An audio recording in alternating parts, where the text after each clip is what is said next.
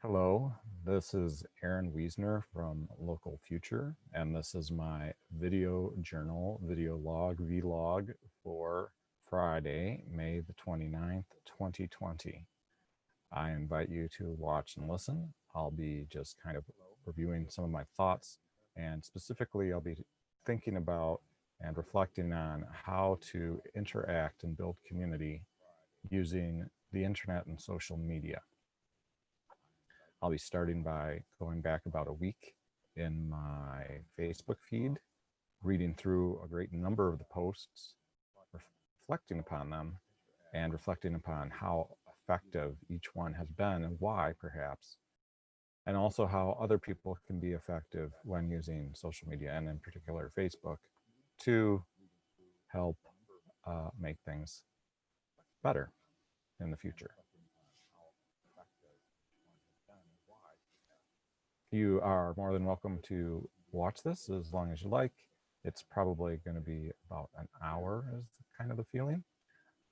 I will probably be speaking slowly, so I highly recommend that you press the gear button and you change the speed to 2 times, because that will shrink the duration in half, and you'll probably lose zero legibility or understanding.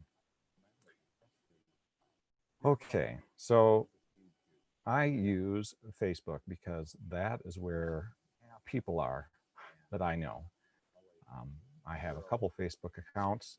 This one here has around 700 people. The other one has around 300 people. At one time, in 2012-ish, 2011-ish, I had well over 1,000. I was pushing towards 2,000, basically accepting all invitations. But at that time, I wasn't having a lot of luck as far as keeping up with any one particular person. So I either deleted basically everybody, or I deleted the account entirely and started again. I don't remember exactly what the case was.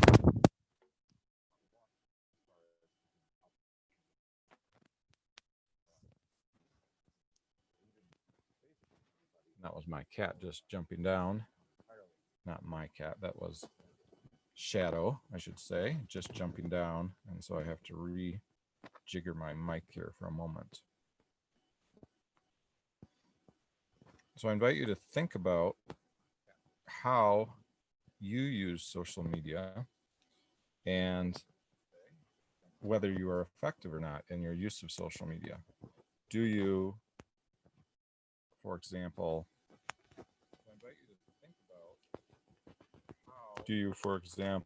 get many reactions and responses? Do you get many shares and likes? And if not, then who are you speaking to exactly, and are you being effective in your activism? Which is to say, are you getting out of it what you're attempting to put into it?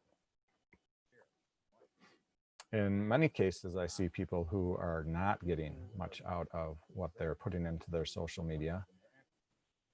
For example, I have one friend who is what people would say ultra right-wing, far right in the US political spectrum. And he simply reposts photos that have, a simple thought on them with maybe a few words. Most of them are uninteresting to me, other than to see what the people who identify with far right, which is to say, strict fatherhood, totalitarian control,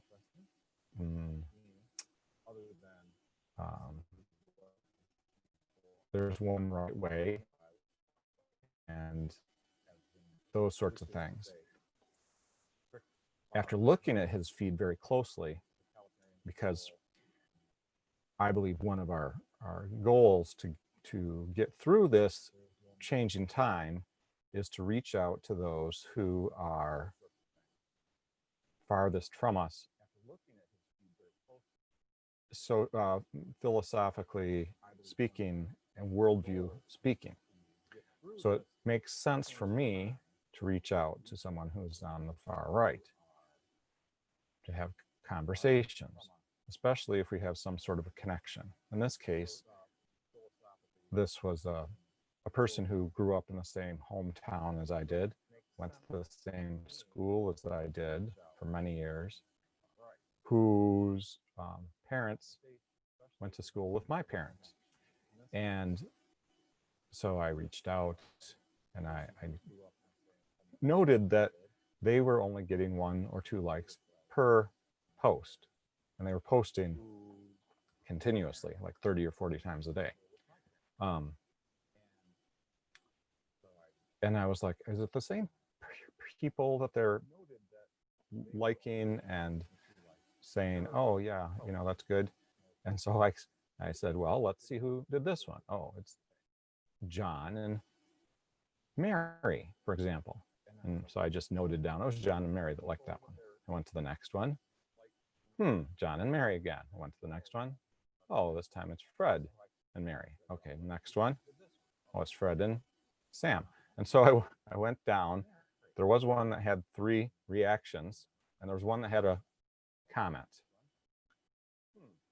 And it became quite clear that based on the content of these, that 2/3 of the friends were far right-wing friends. There was about 10 of them. And that was over like a couple days of his feed. And then there were 3 or 4 who were right-wing, but they weren't entirely buying the Kool-Aid, as you might say. And so I posted a little post on his wall, and I said, and I had been doing this already a couple times, because occasionally he would have something that was insightful, right? Because there are a lot of concerns which are legitimate, like the loss of freedom,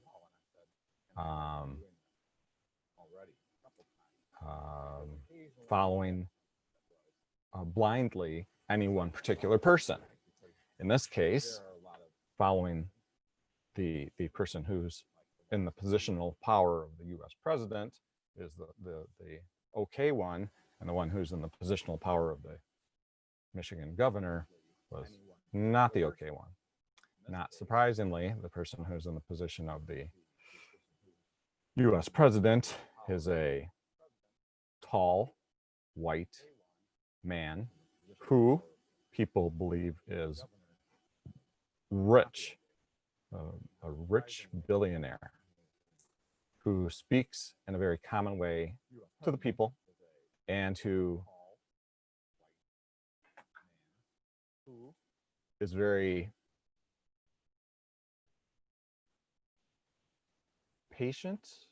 No, he just says whatever comes to mind. He's very in the present. He just reacts to things, and he reacts to everything almost instantly, and he'll react over the internet so everybody can hear him react. And it has been getting more and more frequent.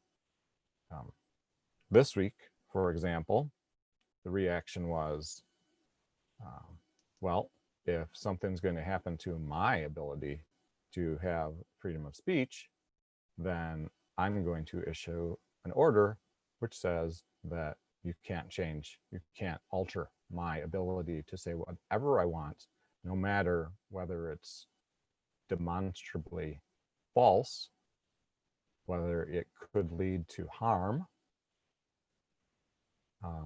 But at the same time, maybe we should be able to control what other people are saying online through social media.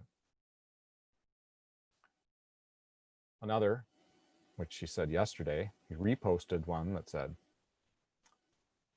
and this was a repost, so it's not his words. There's only good Democrat is a dead Democrat,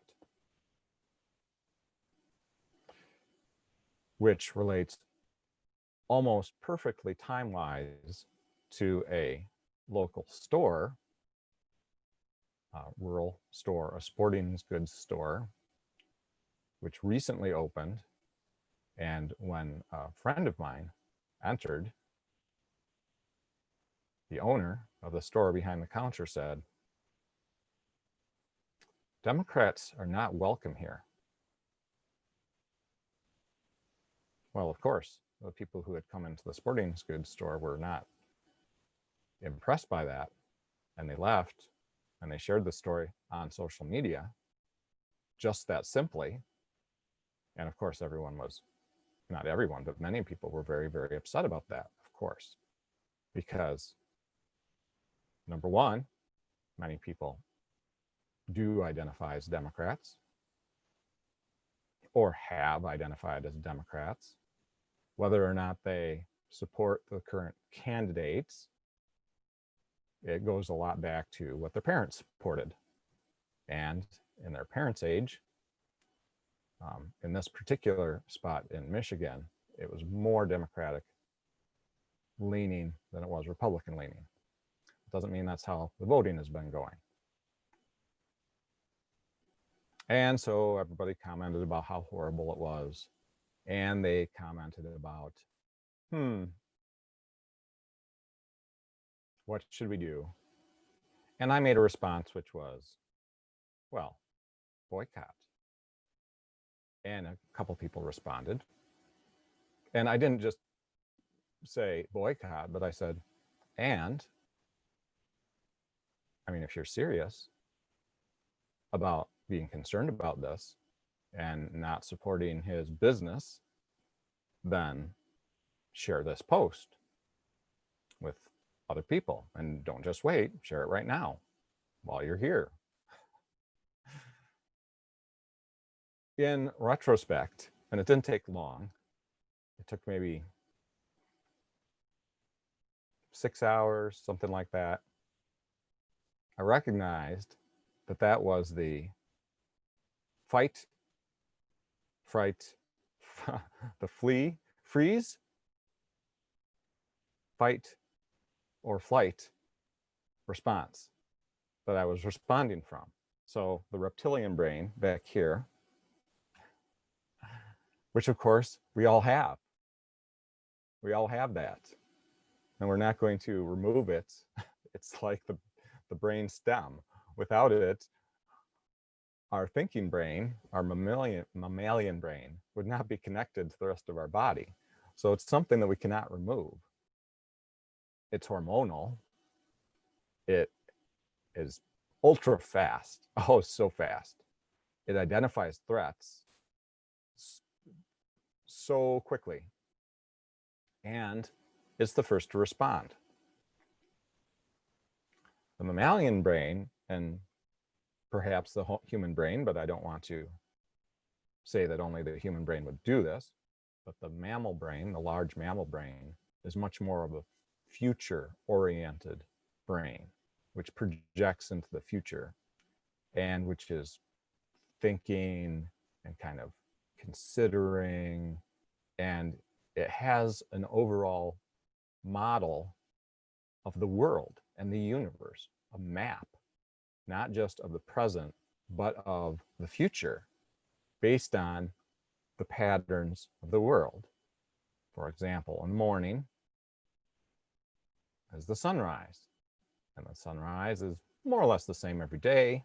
It changes from, throughout the year. The time might be raining, weather might be different, but we know when the sun rises, these certain trees are going to be there, and this certain hill is going to be there, and this particular ant mound is going to be over here, and it's going to have this particular shape, and the ants do these particular things these times of days, and my family is over here or over there. And so there's this mental model which is held of the universe, basically, and everything, how everything fits together, how everything is connected. And so, of course, my response from that side, and this is also the caring part of one's brain, the altruistic, the giving, the helping, the reaching out, the reciprocating part of the brain. This is the part of the brain that makes humans, for example, not the only animal that has this, social organisms. Humans are not, as I've said in many other videos earlier, humans are not carnivores. So they are not animals that spread out because if they were together, then they would not be able to hunt effectively. They spread out a lot. They might be in small packs, perhaps, but not really. They're like sharks. They don't, I mean, they might school somewhat, but they kind of stay apart from each other, and because they like to have a lot of space to move in and to eat stuff. Humans aren't like that.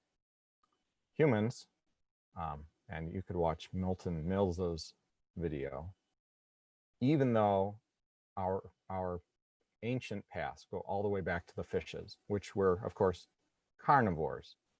And then that goes back to the ones that came up onto the land. Well, what was on the land? Plants and insects. Before reptiles were there, or amphibians, that's what there was there. And so they ate plants. They probably ate the plants that were right down next to the beach. And so began incredible coevolution of those first things to crawl out of the water, those first tetrapods, as they were, four-limbed fish that were able to breathe air for the first time. They had this adaptation. They must have been on the shore for a very long time in order for, I mean, for millions of years. The adaptations, the mutations to allow them to breathe air, oxygen and air. And of course, the oxygen was created by the process of the plantification of the earth, the growth of the plants. Or maybe it was the green algae. You know, don't take everything I say with 100% precision. You might want to look some of this stuff up as a reasonable matter, of course. But they became herbivores at that point, because if they were the first ones there, it wasn't like there was somebody else to eat other than maybe some insects. And I'm not sure exactly, but the tetrapods would have been quick enough. I mean, maybe if they had like a long tongue, maybe they had a long tongue, then they could, you know, get some insects or something. But our herbivore ancestry begins about there. And so we fast forward all the way to apes, no tail, not as successful in the trees as our tailed cousins, and so spend a lot more time on the ground. And it was helpful to have hands. I mean, those had evolved from the times in the trees. And teeth and intestines and body chemistry really, really oriented towards, you know, the food we would find in a tree. Fruits and nuts and seeds and berries, and, you know, we'd go down to the ground, obviously. Grasses and roots and maybe some insects. You know, I don't think the monkeys fish for insects, but maybe. Not eggs, not milk, and not meat or dead animals. In fact, there is an instinct inside herbivores that have a disgust reaction. It's genetic, it's part, and it's to keep us safe, because the ones that have this lived longer. It was a very successful trait that was passed down, this disgust instinct. I remember when I was a kid, in my household, I was often presented in the morning for breakfast with eggs. And I would put the egg in my mouth, and it felt soft and slimy. And all I could imagine was something that was rotten. And I couldn't eat it. I mean, it was really disgusting to me. And so I had to put ketchup on it. And that was still kind of disgusting. And it could be made slightly more palatable if it was hard-boiled, and the insides were mixed up, and so it was like a hard-boiled egg, and you could kind of not feel the sliminess of the the whites, because you're feeling the texture, which was kind of the texture of the inside of a fruit, of the whites, and saltiness, which is a favored flavor, a necessary nutrient. Yeah, but just eggs fried or over easy, or soft boiled, scrambled, maybe, scrambled, mix it up. You put a whole lot of vegetables in it, mushrooms maybe. It might be okay. Might be able to cough that down. An omelet, maybe, it's got a nasty outer layer, kind of slimy, not very nice, but I always had this disgust for it. Meat, the same thing. When I was a child in the 70s, my family was of little means. And so my parents would bring home whatever the cheapest meat was. So for example, that would be the tongue of a cow. The tongue of the cow would be boiled, and it would be cut into a piece that was of the appropriate size for a plate. And then we were presented it for a meal. And being presented with the tongue of another animal to eat, a tongue that still has like texture. Oh, the disgust instinct was strong with that one. Other internal body parts very similar, like gizzards of a chicken. I mean, honestly,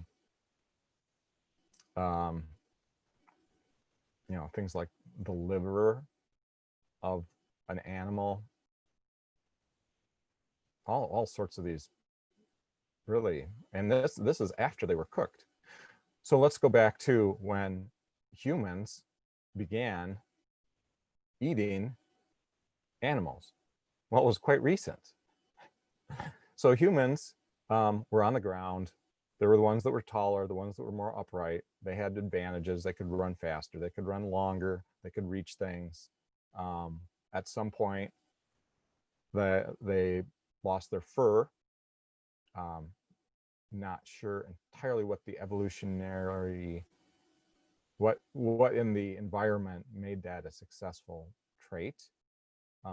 Perhaps it was later. Perhaps it was after they started wearing animal skins.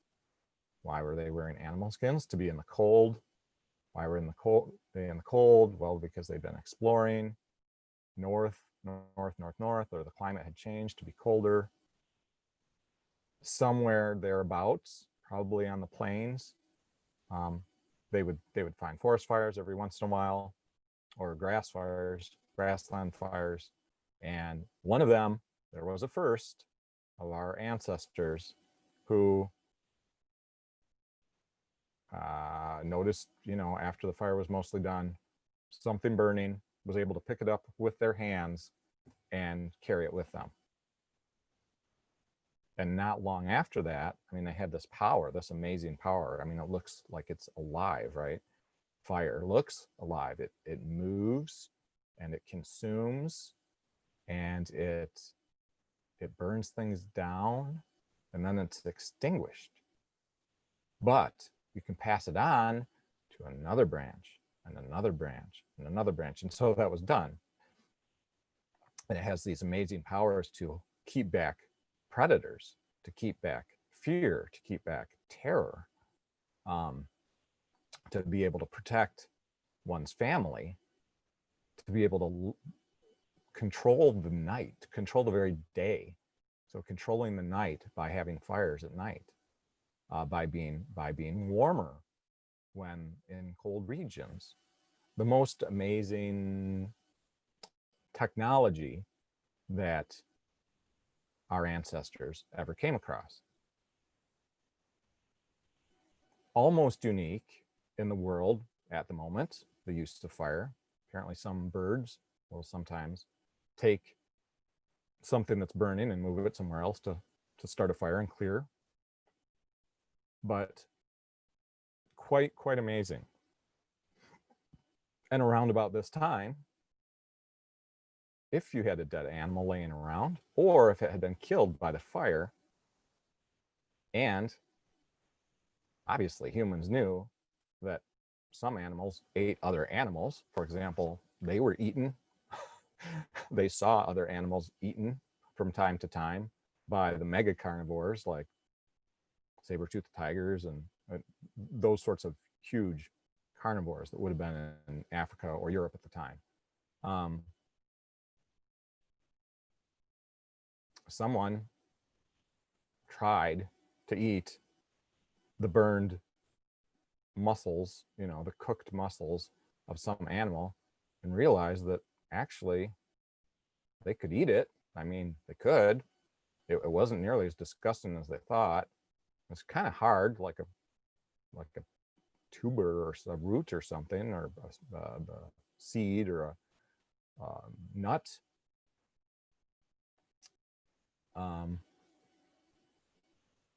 But it was not that bad. And you could survive on it. And this is the only thing available in the winter. And using fire, you could cook it. And so began this whole philosophy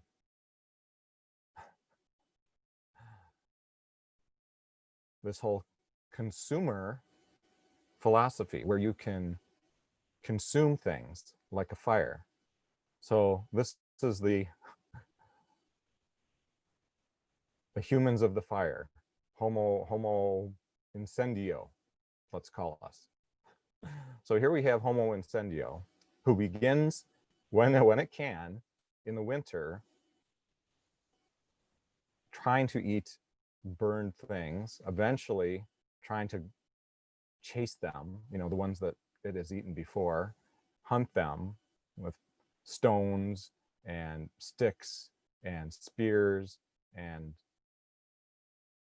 mostly the males, of course, because the females had babies, they were breastfeeding, the babies came about every 3 years basically, and so it was very common. And of course, taking care of the family. Strong, compassionate instinct, and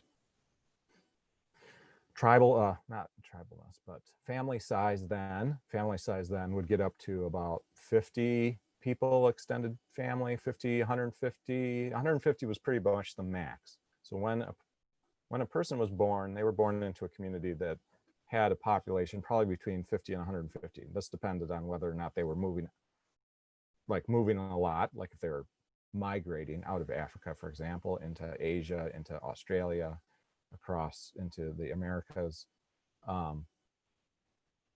But the family size would be somewhat large. Everybody would know everybody. Everybody would be related to everybody in a kinship. When they got particularly large, the groups they would probably have some infighting, they would fracture and split. And one portion would go one way, one portion would stay. And so in that way we spread. Like all species, probably spread. But in this case, very, very social. We rely upon one another. And this is quite evident in the fact that babies are once born. I mean, first of all, the women carry the babies inside for what they'll notice more is like 6 months, I would say. Well, they might notice earlier, 9 months. I mean, they would notice perhaps that they didn't have their cycle. And then breastfeeding for 3, 4, 5, 6, 7, maybe 8 years until complete weaning, while the child was learning what to eat. What all can you eat? Can you eat that grass? No, that'll make you sick. Can you eat that flower? Yep, you can eat that flower. That's a good one. Can you eat that seed? No, it's a little bit hard, so you don't really love it. Can you eat that fruit? Oh yeah, fruit is yummy. Well, fruit co-evolved with fruit eaters. That's the whole feature of fruit. It became fruit because this particular fruit was slightly more tasty and sugary than that other fruit. That's the one that would be eaten. That's the one whose seeds would be carried. That's the one who would be planted when defecation, pooped on the ground. That would be the one that grew. So there's this beautiful coevolution of fruit eaters and fruit. And flowers as well. And flowers preceded the fruit. And all of this is part of the story of our past, of our heritage. And so humans, yes, humans take care of their young. And because in order for that to happen, there had to be a mutation, any number of mutations in our genetic code that favored community and taking care of one another over selfishness. This is the most powerful, actually, part of the brain, probably the mammalian brain, but it does go back to the bird brain and flocking behavior as well. So I'm not sure exactly where it's located, but neuroscientists would know where this part is. So how does this relate to social media? You might be asking if you came into this on, hey, let's do social media. Aaron's going to talk about effectiveness online. Well, and we can get to that. But this is a video log, and when you do a video log, you don't know where it's going to go. That's kind of the point. It's to see where it goes and to connect the dots that are in your mind that are kind of separate. In any event, this concept that fire was the start of this culture, this civilization, was actually not mine. In fact, very, very few. I make a lot of connections between things, but I don't really make the things that are connected to each other. I find those things elsewhere. And so this came from William Catton, who is the author of a book called Bottleneck, and also of a book called Overshoot. And he happened to go to high school in the same school as my grandfather went to high school. So they probably saw each other in the halls. My grandfather was, to me at least, extremely nurturing and loving. And my grandmother, his wife, was the strict one, the one that said, it's time for dinner, and dinner is now. Very time-based. And strictness like that, time-basedness, is part of the reptilian brain. It's part of the flee, fright, flight mentality. And since you might have only be seeing this channel, I'll just review how that works. So imagine a different herbivore communal animal. For example, the zebra. So the zebra are out on the plains, just like humans were out on the plains. Zebras don't have hands though, so they eat with their mouths. They eat the grasses, which are more edible. I mean, they're much more adapted to grasses. They have different teeth structure and stronger jaws, but they're out on the fields, the plains, and they're eating grasses. And the alpha, that's the tall one, that's the one that has the high testosterone level. Undoubtedly the male, unless there's been some die-off of the males for some reason, is on the lookout. And he's looking out. He's always looking out for the lion. He's not the only one. I mean, there's others. The ones on the edges of the herd are looking out too. I mean, they're looking out to see what's out there. As they're eating, they'll bring their head up. But the one that has his head up, he's looking.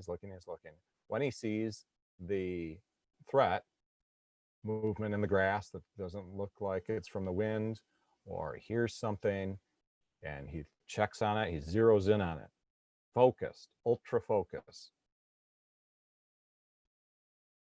And then if he does see it's a lion, he'll alert, visibly alert. So he'll shudder and he'll make a sound, quack, quack, quack, or something. And everybody else will look at him, and then he'll get the stance, right? The about to flee stance, and he'll run, and everybody else will run in the same direction. And so this is, and they'll get away. And most of them, I mean, maybe the one that's sick and elderly can't get away. Maybe one of the young isn't fast enough, doesn't get away. By that way, and by that means, the older ones are not in the herd anymore. And their death is quick, actually, quite quick. And the young ones who are slow are eliminated from the herd, which puts pressure on the herd to be faster. I mean, the ones that are faster are the ones that survive, and so their children will be the faster ones. And so this is an evolutionary process between the predators and the prey. The predators make the prey species stronger. The prey species requires that the predator species also become stronger in the same direction, as far as like speed, effectiveness of the kill, all of that. So this is a co-evolution. So you have the herbivore, the consumer, first level consumer, eating the plants. The plants, we've already talked about, are co-evolving with the first level consumer. The carnivore eats the first level consumer, and it's co-evolving with it. And so they're all co-evolving together at the same time within the climate that they're at, within the terrain and the geography and the place, and along with all the other species, larger, smaller in most cases, who are all about. And the insects, of course, they're all at the same time, because they are the ones that are the pollinators, and so they've co-evolved with the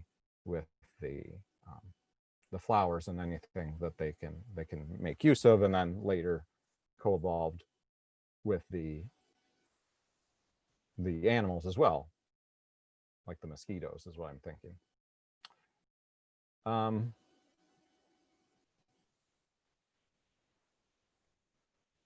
So this is an explaining story to explain how the different parts of the brain that evolved at different times for different functions led to this predicament. And William Catton, back to William, he explained that in his most recent lecture. I think he died in 2016. He had a lecture in, it looked like Mexico, or perhaps Spain, but it sounded like Mexico at a college class, a university class. And this one's on the internet. And the first 7 minutes is a introduction in Spanish. So if you know Spanish, that's fine. But I would skip that. William Catton, and I think it was 2015. And he explains the whole basic conundrum we're in, which started with the use of fire. And he did not recognize that was when, you know, meat eating became a thing. And that wasn't very long ago, really. And it was not all the time. And it was very place specific. And it was not like the huge part of the diet. It was maybe, as far as calories are concerned, maybe 10% of the calories, depending on the time of year, of course. For the Inuit, for them, I mean, they are the people of the deer, right? Their body is made out of deer. That doesn't mean their digestive system has lengthened to be like or shortened. What's the case? Carnivores have a shorter digestive system. They have a much larger stomach, so they can eat much more at the same time. Their stomach acid is much stronger to break down the animal. It makes sense that the stomach is large because, you know, they got to get the food, they got to kill the animal, eat it with the very, very sharp jaws, lengthened jaws, not short like this, lengthened jaws with huge biting teeth for killing, which we do not have.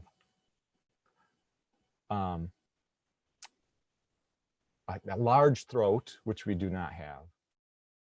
I mean, every part of our body is herbivore. There just has not been enough time or enough animal meat to put any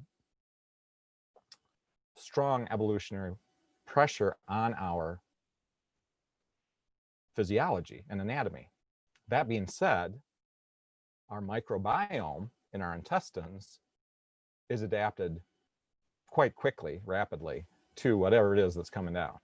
And so if you have a community that is the people of the deer, as Farley Moat pointed out, their entire digestive system is going to be based on processing meat. Now, that's not necessarily healthy, though, because as a herbivore, I mean, you can eat meat for years, for decades even, but since our bodies are not adapted to meat evolutionarily, since we're herbivores, our bodies don't necessarily do nearly as well as they did on plants. And this is so interesting because it goes back to the story of Adam and Eve, which is an explaining story as well. And in that explaining story, the original humans lived in the garden and they ate only plants. In fact, they were basically fruit eaters. So even our religious traditions point to this, that this is actually human nature. This is the normal way for things. I mean, we didn't have clothes, we didn't need them. And we ate fruit and we were in the garden. You know, we could just reach out and get whatever we wanted. And we never had a, you know, we were probably eating a little bit now, a little bit then all day long. It wasn't like there was this time-based thing where we had to have 3 meals a day at certain times. We would just graze like all the rest of the herbivores graze. And because of our hands and our long legs, we were able to walk around and, hey, wow, that tree looks pretty good. Or, hey, those grasses look really good. Those seeds, oh boy, those are good. Right. Well, William Catton also goes into more recent innovation, which was when, you know, humans were collecting seeds and they were storing them. So this is a different aspect of our culture. So both were consumers in that we use fire to consume by burning or by, well, obviously by burning the wood, we're consuming that way, but also by burning or cooking the meat so we can eat it, make it palatable, make it of a texture that actually our teeth will be able to chew enough that we can actually digest it and not have this disgust and vomiting, this vomiting force. But that's when we were starting to collect things on the seeds. I mean, we probably did the same. We probably did the same thing for a long time, but you couldn't really carry very much with just hands.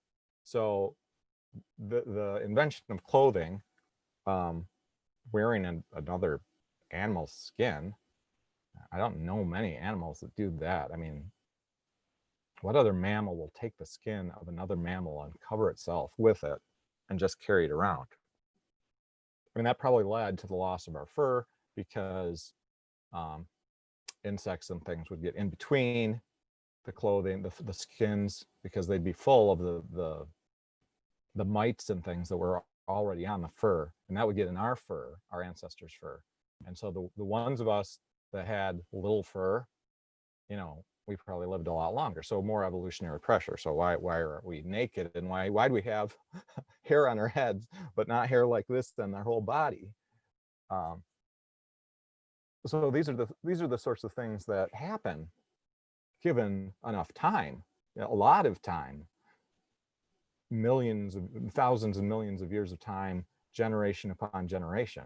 I mean, if you think about how quickly the generations were, and females and males become fertile in humans around the age of what, 15ish. So a generation can be as short as 15 years in humans. Let's say 20 years even. So every 100 years is 5 generations. 1,000 years is 50 generations. 10,000 years, 500 generations. 100,000 is, and I've lost count, but that's a lot of generations. There's a lot of small mutations that would happen in the sperm or in the ova before fertilization. And those small adaptations, those small mutations to the genetic code would lead to a small difference in traits, which would lead to a very small advantage or disadvantage, and those disappeared, like our other Homo human cousins. And so with the advent of collecting of seeds, which probably came along with, you know, hands and being able to carry more, and maybe making bowls out of clay or out of wood, and or out of bags out of skins, and being able to carry the seeds and collect the seeds and store the seeds, and then that allowed for travel to places where we didn't know what the food was, so we were able to bring some food along with us. And at some point, spilling the seeds on the ground accidentally, or yeah, probably accidentally, but not really moving very quickly, and those seeds grew. Oh my gosh, they grew like amazing. Well, some point in there, we noticed that the seeds will grow like crazy, and you know, we can much later on that we can save the largest and tastiest ones, and instead of eating them, we plant them, and then we do the same thing repeatedly and repeatedly and repeatedly. And this is the origin of true agriculture and sedentarism, where we stay in one spot rather than like all the rest of the animals where we move around. And the birds move around a huge amount. They have different places they live in the winter and the summer. And the mammals all move around a lot. I mean, that's movement is just normal. You move to where the food is, and you move with the food moves with you. It's a mutual thing. But then humans became like plants, really, because they stopped moving. They built things like the roots of a tree, but these were homes, and they went into their homes rather than moving about. And this started isolating them from one another because they weren't together in the evening. And there was probably something that happened in there that caused it not to be communal housing anymore. So I would have to think about that a little bit. I mean, perhaps it came from them having a storage building where all the grain went after it was grown, because they had to store it and protect the seeds. If they wanted to be able to stay that place in the non-growing season, they'd have to save the seeds and some to eat and some to plant later on. So this led to being sedentary, as in staying in one place. There were the ones who lived more to the north. They were the ones who actually followed the herds, right? So they followed the herds. They probably followed the large herds in North Africa, which at the time was probably a grassland and not a huge desert. They followed the herds, herding. Eventually, they followed some species that just was not really concerned about humans. I mean, I'm talking about the domesticated animals, like the yaks and the cows and the sheep, and, you know, the humans and those animals also co-evolved. So now you've got several groups of humans. You've got the humans who live in the hand of God, so to speak. They just, you know, eat whatever they come to, no problem. Very, very, very natural. They weren't eating meat, didn't need fire to cook anything. You've got them, so they're like the Adam and Eve. And then you've got the ones that have fire and they're eating the animals, but, you know, only rarely, you know, in the winter when necessary. It's not like it's easy to go, and it's not. I was reading somewhere that it's not easy to go after these animals because, I mean, hunting is not necessarily productive, especially when you have to follow the animal for so long. You oftentimes will burn more calories doing that than you get out of it. But sometimes you don't. I mean, you could bring back to the family enough meat that it makes sense to do this.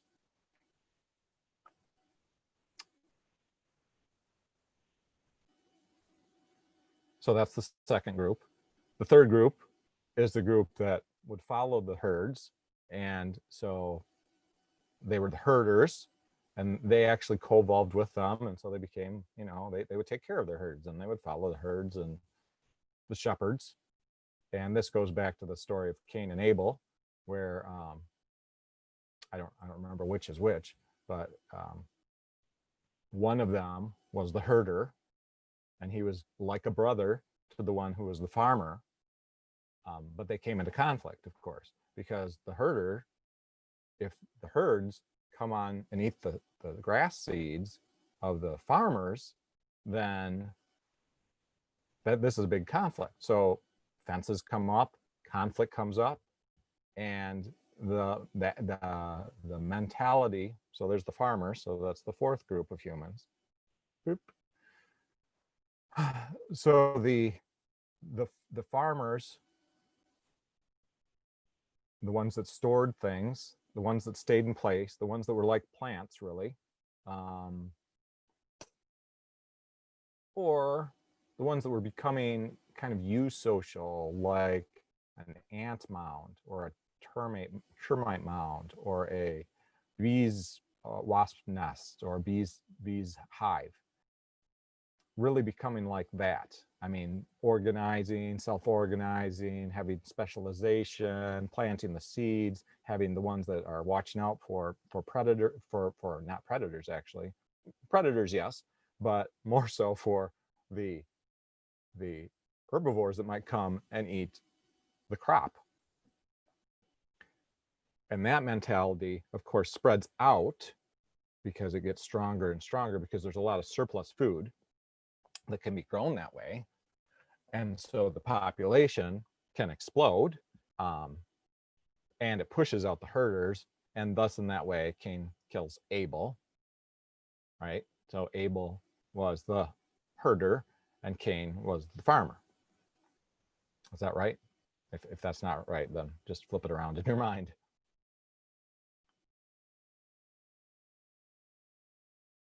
And so all of this is important to understand the predicament we're in right now, because the predicament we're in is this philosophy of the fire has, and the philosophy of storing things as well, and being like plants, structured, has spread throughout the world, and it has you know, almost extinguished the other forms of humanity. And it's a philosophy that is very, It's pushing out the compassion. And just think of yourself right now. You're either watching this on a computer or a tablet or a phone. Are you in your extended family of 150? No. 50? No. 30? No. Are your grandparents there? No, probably not. Are your grandchildren there? Nope, probably not. Do you have 4 generations with you? Nope, probably not. Do you have a bunch of cousins and siblings with you? Nope. Is it just you? Pretty likely. Pretty likely. Yep, pretty likely. Maybe you're with a few people, friends or something, watching this together, but are you in a rectangular prism, more or less, of a room, locked inside? Not locked, but, you know, inside? Pretty high chance.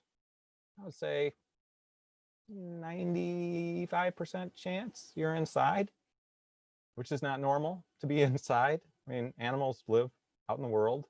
I mean, they come inside to sleep. You know, well, they sleep on the plains. That's all right, but they might go into a burrow. They might go into a cave, I suppose. You know, you can watch the one entrance. You have the fire at the entrance.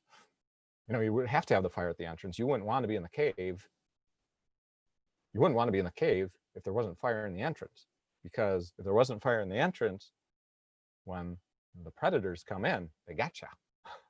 So it wasn't like humans lived in cave before there was fire.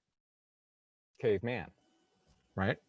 So this was an innovation as well, and we can slot that in after fire, but before agriculture, and separate from herding, because that would have been very, very local. You're not following herds if you live in caves. You have to make your own cave, like in the Fertile Crescent, and that used to be a forest. You know, before the advent of agriculture, that whole thing was forested. Gilgamesh said apparently it was just forest as far as you can see in all directions. Now it's desert again, because not just because of the change of the climate, but because of our ancestors. This particular one, the one that ate meat, hunted, and stored stuff, agriculture. So agriculture plus hunting.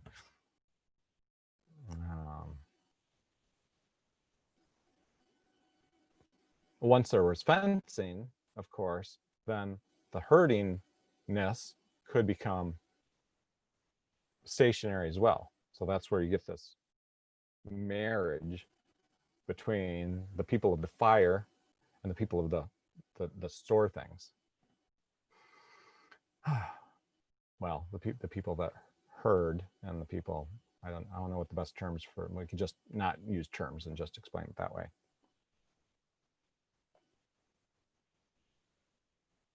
So how does this help back to social media? Okay, well,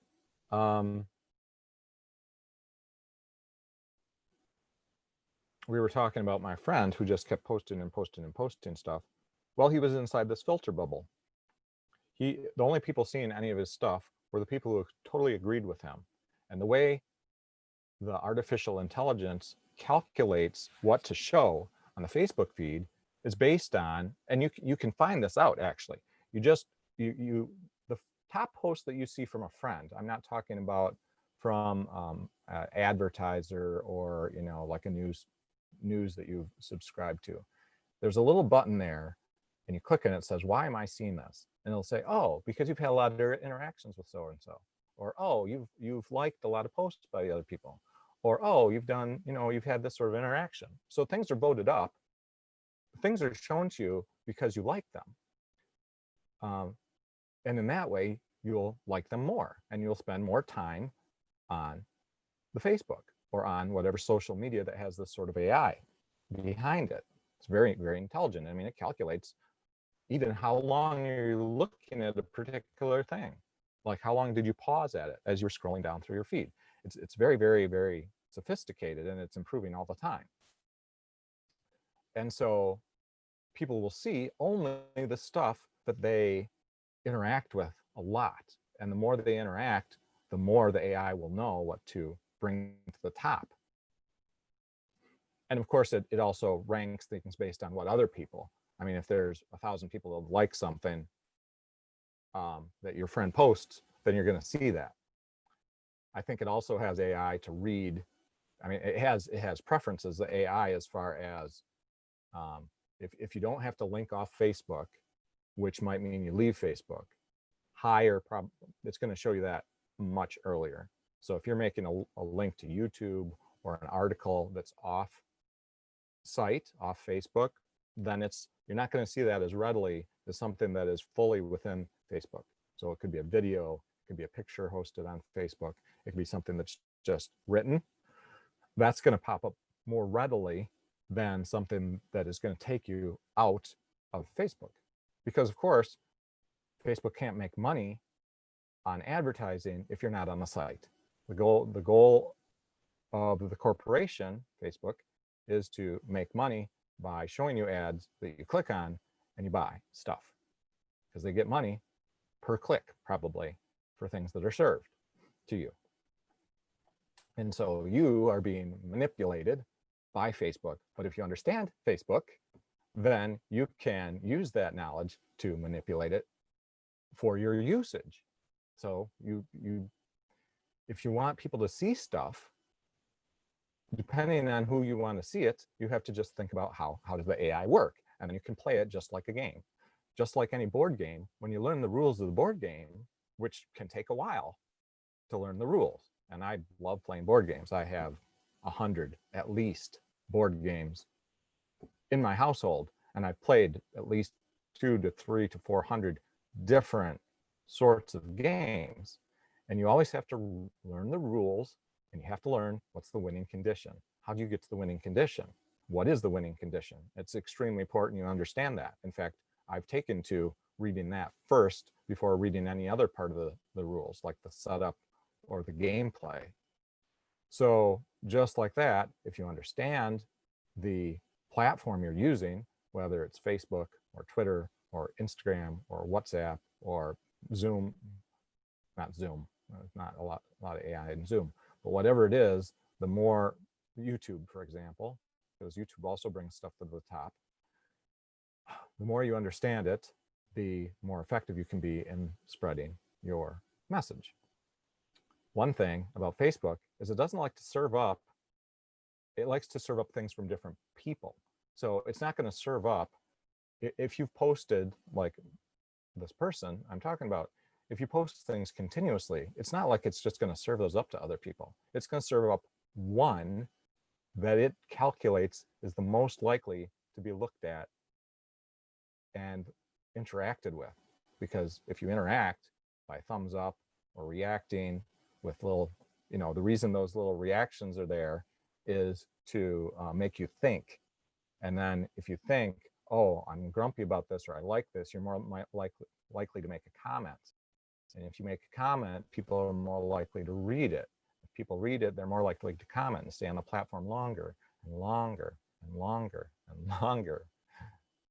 I mean, it sounds like addiction, right? But it's a coevolution. It's a coevolution of the AI, the organization, and the whole social network as a whole, and humans. It's all co-evolving at the same time. We are creating the AI inside Facebook by our very interactions with it.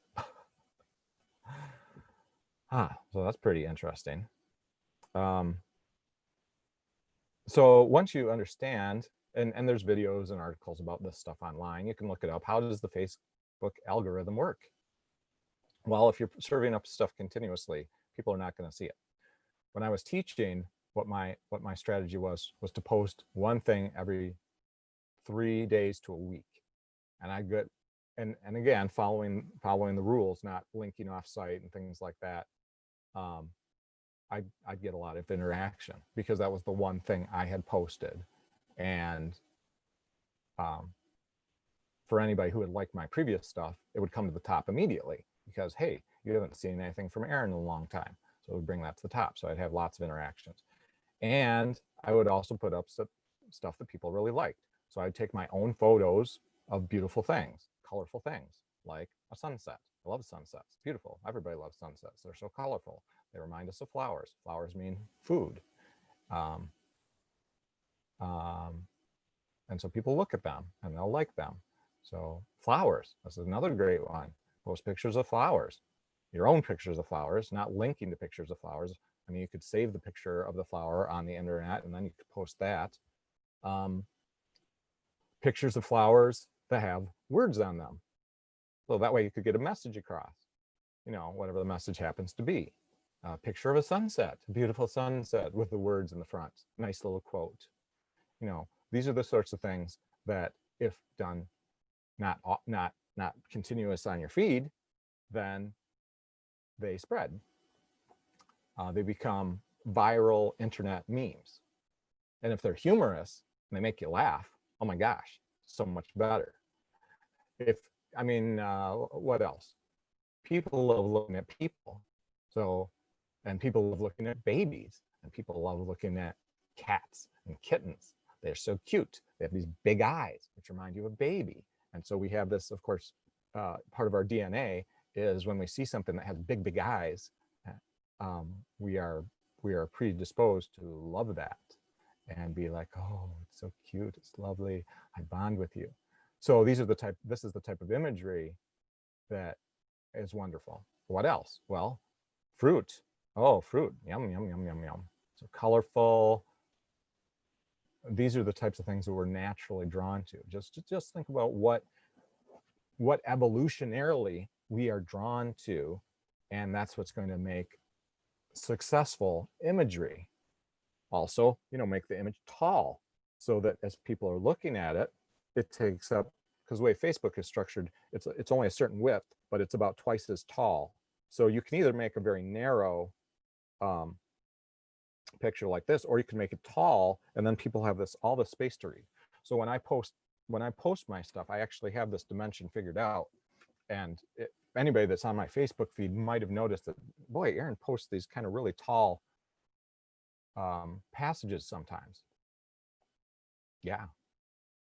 Well, and there's other things to learn about it too. Like on Facebook, you can make a short phrase and you can make it into one of these rectangles, a colorful rectangle with different colors. And Facebook likes that because, those serve up really, really fast. I mean, the less data use than a picture. And they don't have to store the picture because it's just calculated, that whole thing.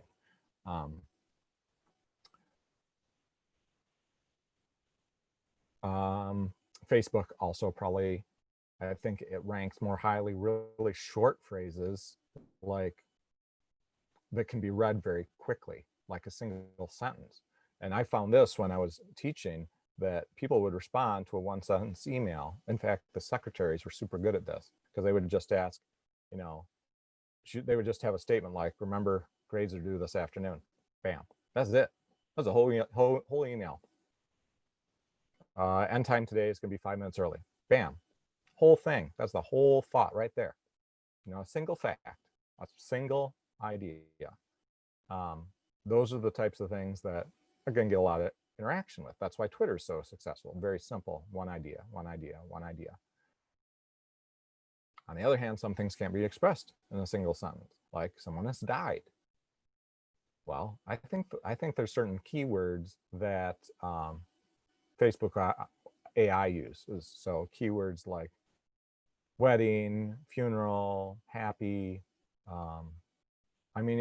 It learns, the AI learns when something has got a lot of attention.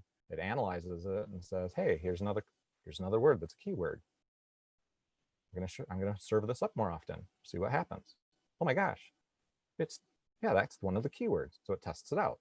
I mean, this is a learning machine process.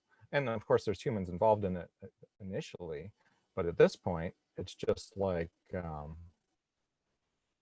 that chess solving computer that Google made, which was able to learn chess in less than a day, just from the rules.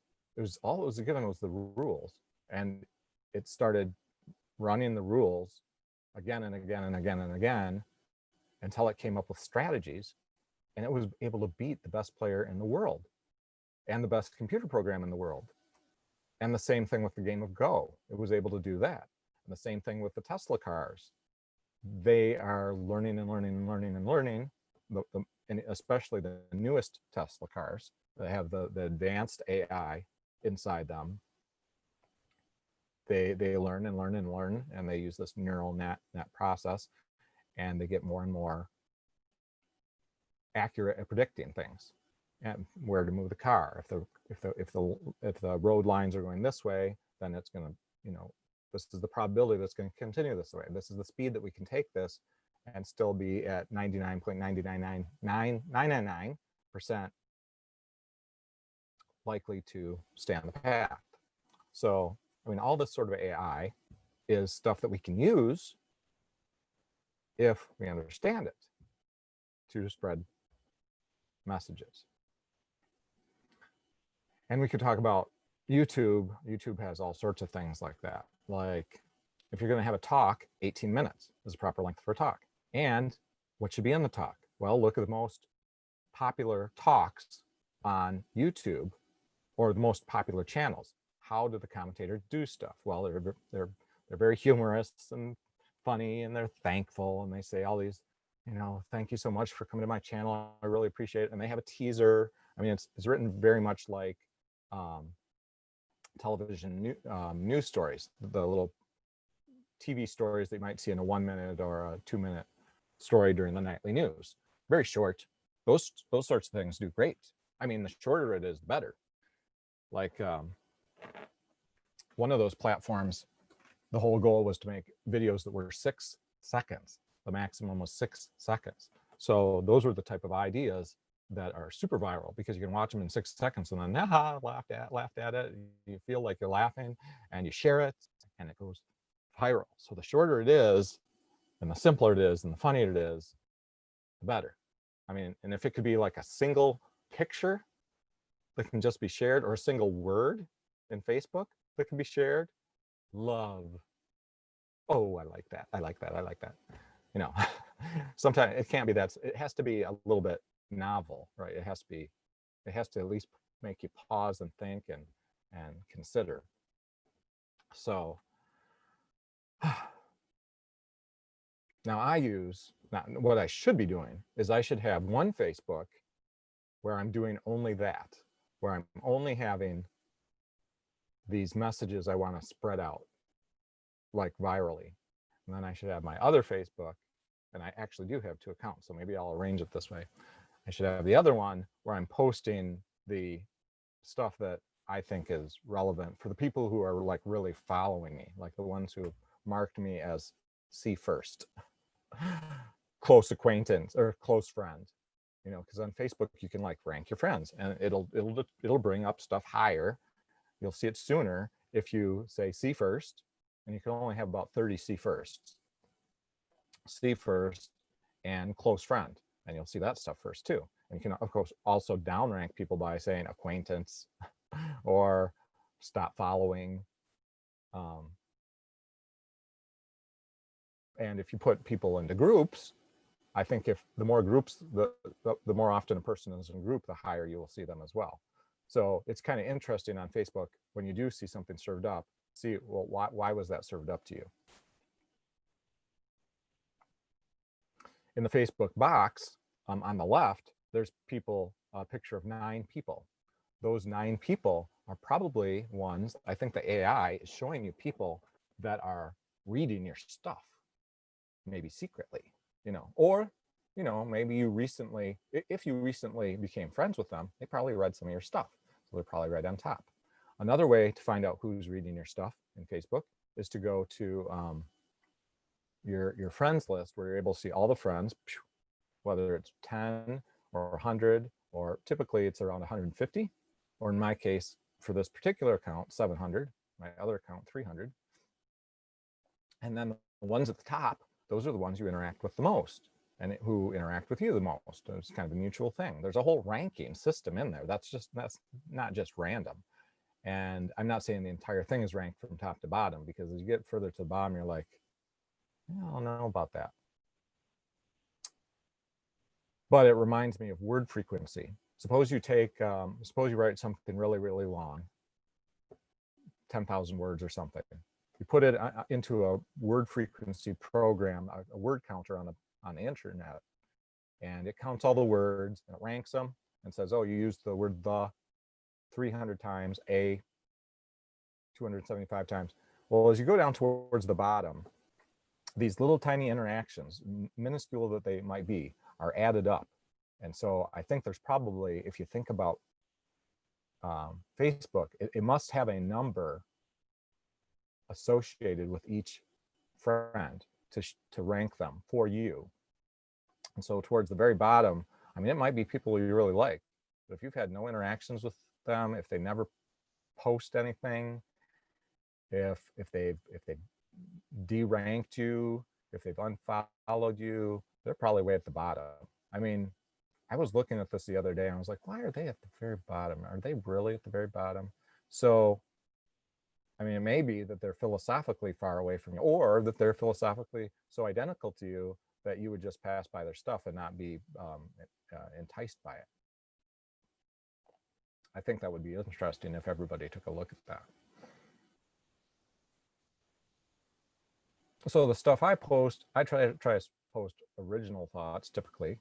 Although yesterday I posted the one since the person currently in the seat of power was threatening social media, me in particular, you as well, each one of us as a people, because communication, this mechanism, this tool, this internet,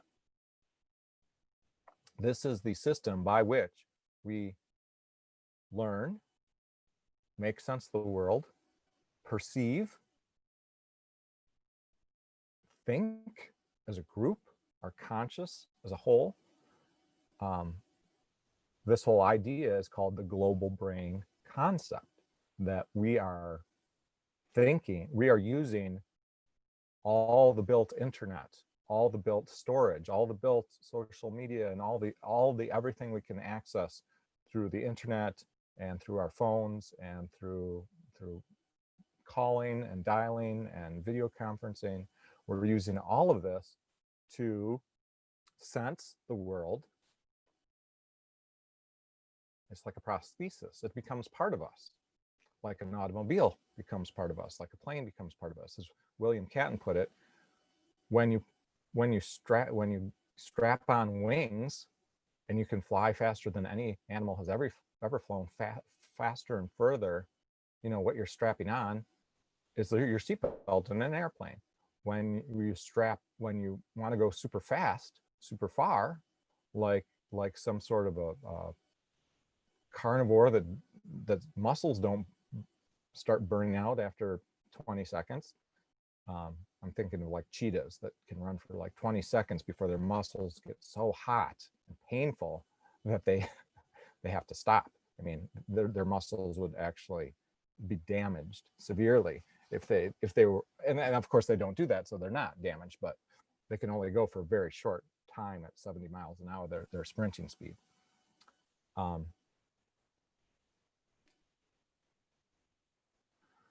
Do you ever get to a point where you say, oh, where was I again?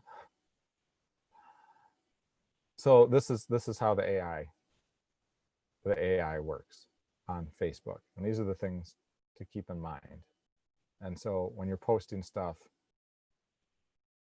the one I posted was, you know, I was not a when they came for a communist, I didn't say anything because I wasn't a communist. And when they came for the socialist, I didn't say anything because I wasn't a socialist. And when they came to the trade unionist, I didn't say anything because I wasn't a trade unionist. And when they came for the Jews, I didn't say anything because I wasn't Jewish. And then they came for me, and there wasn't anybody left to speak for me. So how did I post that? So I posted that first. I searched it up. I made sure I had the right one. I made sure I knew what the quote was, because there's a couple varieties of this one. This was the slightly longer one. Then I searched on using my Google AI. I went to Google Images and I searched, typing that phrase in, actually copying and pasting that phrase in from where I'd found it earlier. And I looked for the one that was tall, that had all the words. I didn't really key into the color thing, but if there was one that had the nice color or the flowers or the sunrise or something, I would have chosen that one. And that's one thing that I've not yet. I often do the black background just to make it easy to read, but that's not as actually visually appealing. So I need to focus on that. I mean, that's an improvement I need to make in my own social media usage. And then I pasted, so I saved that image in Facebook. As I made the post, I inserted the image, I pasted the text of the quote, and then I put a little passage above and a little passage below. So my little passage above was about how, we've been threatened.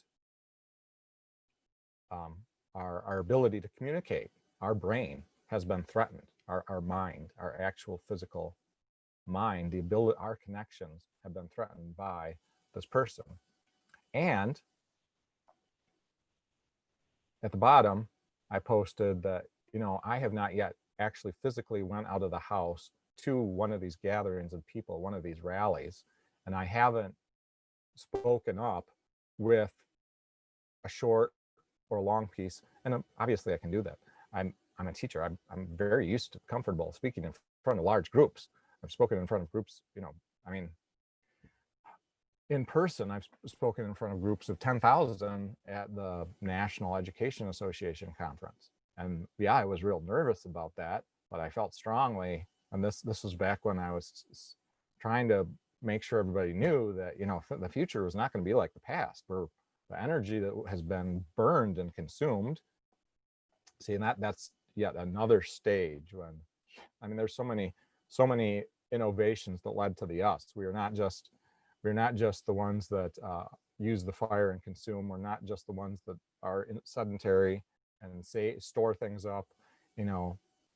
We have all these innovations. And I would, again, encourage you to watch William Catton's talk.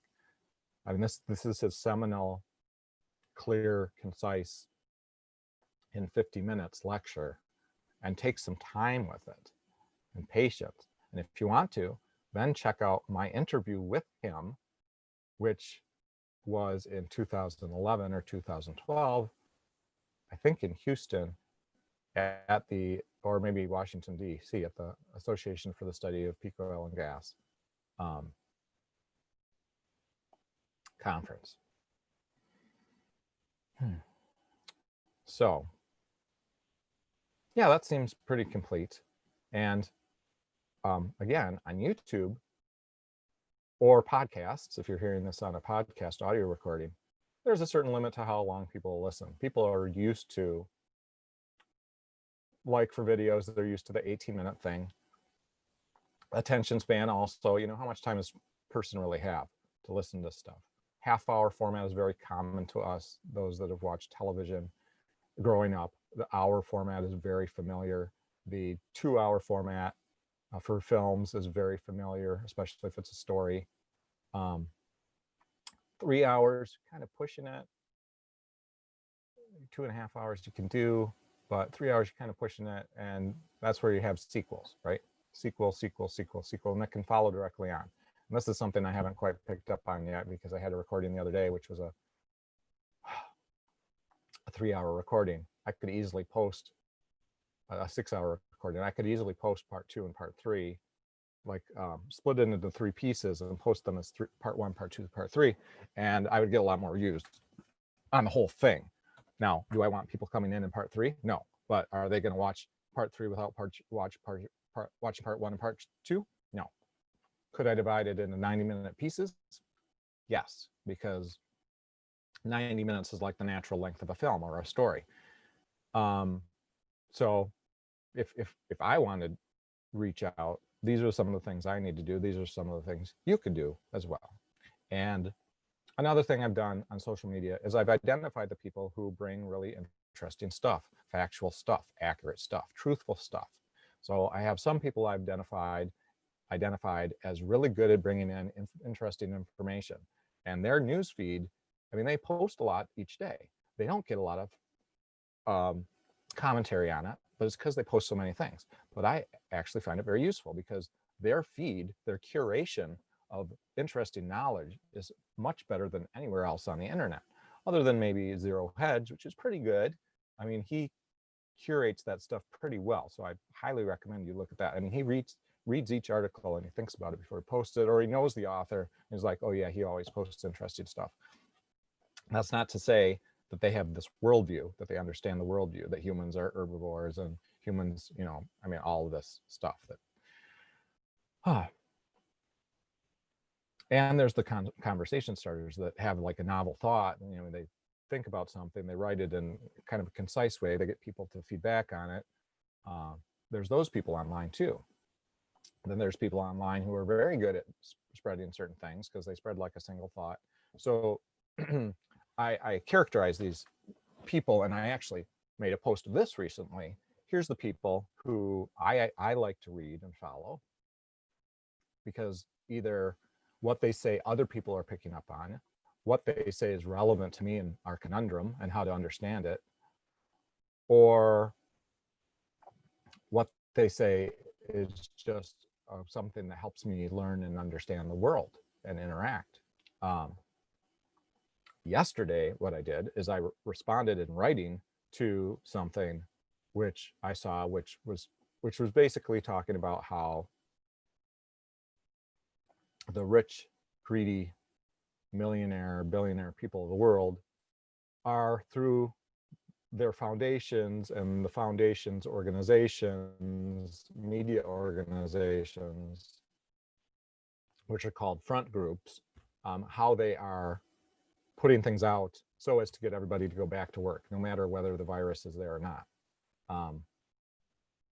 And so I responded in a very long way, because this was one of my schoolmates who I care for, of course. We were very in a most positive way, communal and tribal, in a good way tribal. I went to my particular school, one school building for all kindergarten through 12th grade. This is called Bear Lake. We had another school very close by, 8 miles, so theoretically within walking distance,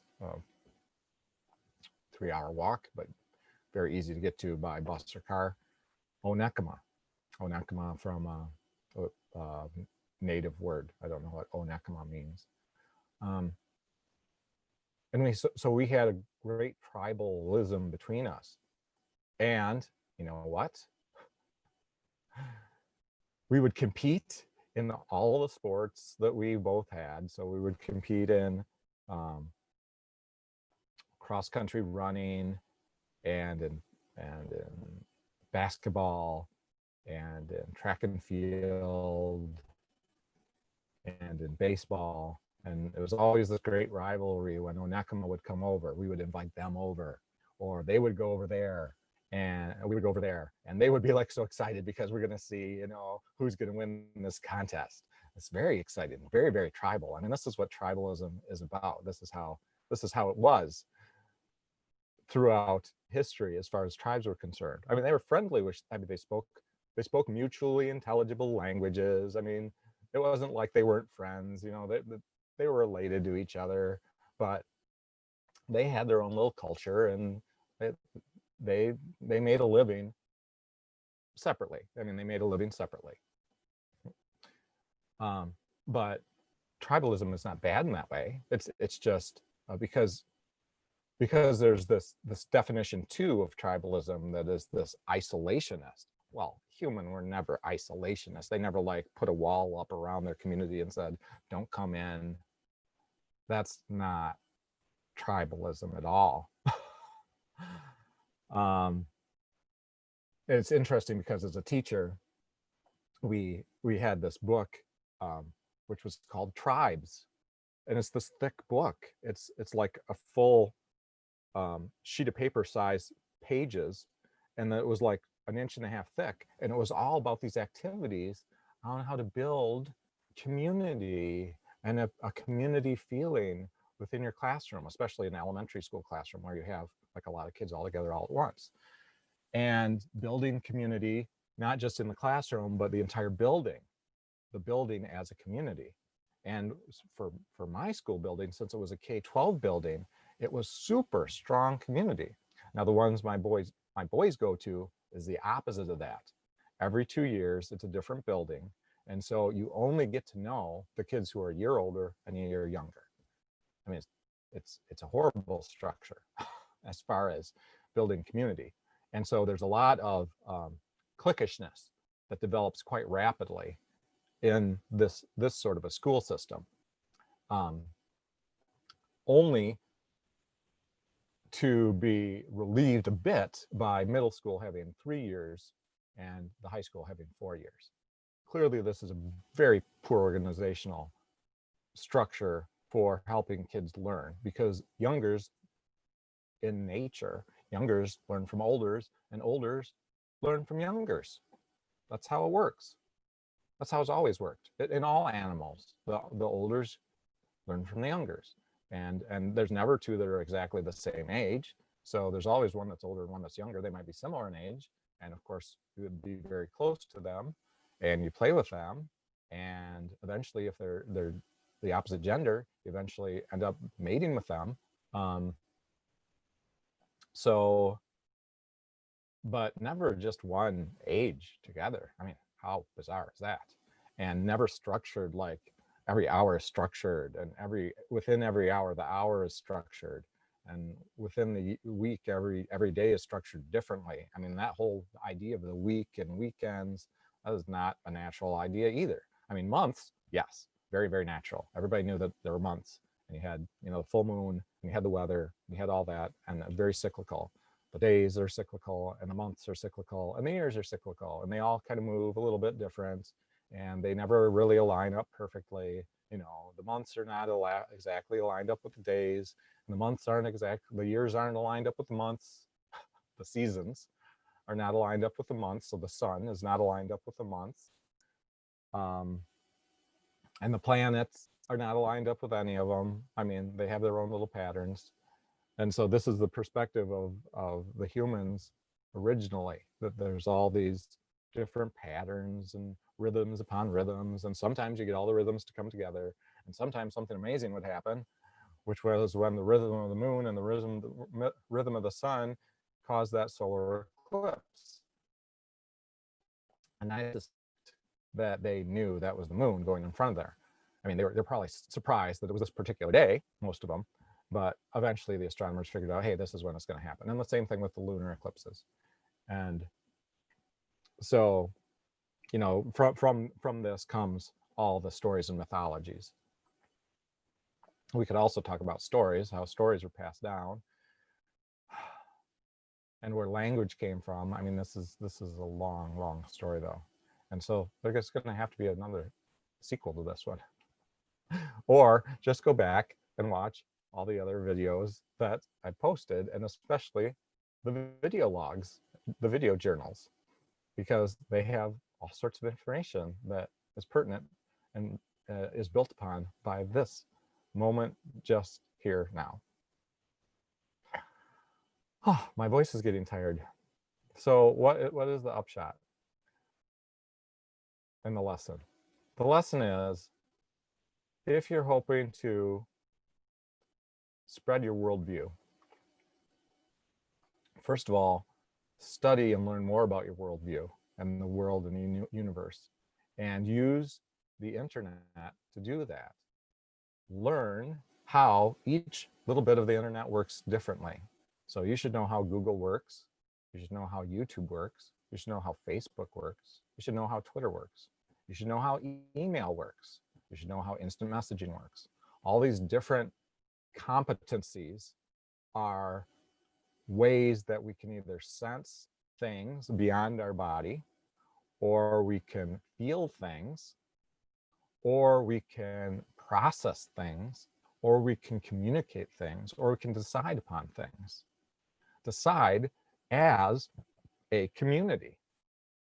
I mean, think about decision-making process in your own brain. When I decided to retire from teaching, this was something that had been building up for a decade at least, this idea. And it was the timing when am I going to do this? And I thought about it, and I thought about it, and I processed, and I journaled about it, and I waited, and I reevaluated, and I considered, and I calculated, and we got into the fall, and I was like, okay, am I going to retire now because I'm able to legally? I mean, I was able to, and I'm not talking about a huge pension. When you retire as early as possible, your pension is not large. It's as small as it could possibly be, but enough for food and freedom.